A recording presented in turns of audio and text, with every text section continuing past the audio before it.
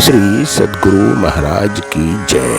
एक प्राचीन कथा है। समर्थ रामदास जी महाराज एक महान संत थे। एक बार वे भिक्षाटन के लिए निकले और एक गृहपति के द्वार पर पहुंचे। उस समय गृह स्वामिनी अपने स्वामी को भोजन कराकर चौका लगा रही थी। समर्थ रामदास की टेर सुनकर उसको समझने में देर नहीं लगी कि कोई भिक्षावृत्ति वाला अपनी उदरपूर्ति के लिए उपस्थित हुआ है। फिर क्या था, क्रोध ने गृह स्वामिनी को अबोध कर डाला।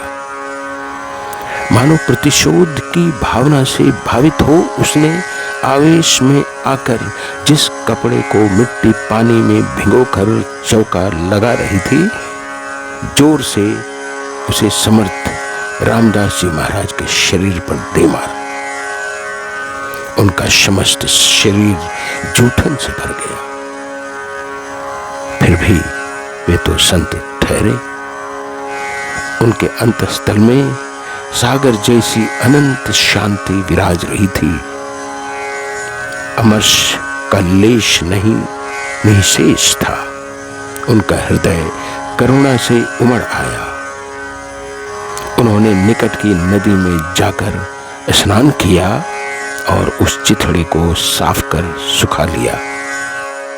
उसी कपड़े की बत्ती बनाकर भगवान के मंदिर में दीपक जलाकर प्रार्थना किया कि हे भगवान, जिस प्रकार उस माई के कपड़े की बत्ती से तुम्हारे सामने प्रकाश हो रहा है, उसी तरह तुम उस माई के हृदय में प्रकाश करो, क्योंकि उसका हृदय अज्ञानांधकार से आपूरित है। समर्थ रामदास जी महाराज की प्रार्थना प्रभु ने स्वीकार की और उस देवी का हृदय दिव्य प्रकाश से भर गया।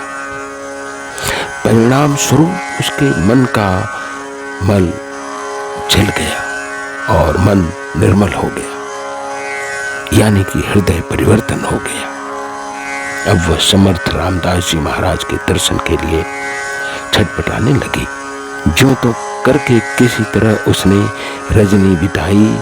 प्रभात होते ही अपने पलक पावड़े समर्थ गुरु रामदास जी महाराज की प्रतीक्षा में बिछाने लगी और पलक उनकी प्रतीक्षा कर रही थी। दूसरे दिन जैसे ही समर्थ रामदास जी महाराज का पदार्पण हुआ, वैसे ही वह गिड़गिड़ाती हुई उनके चरणों पर गिर पड़ी और बहुत नम्र भाव में अपनी गलती के लिए क्षमा याचना की।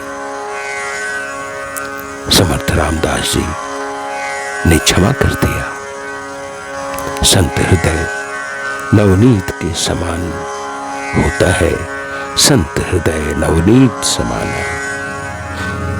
श्री सद्गुरु महाराज की जय।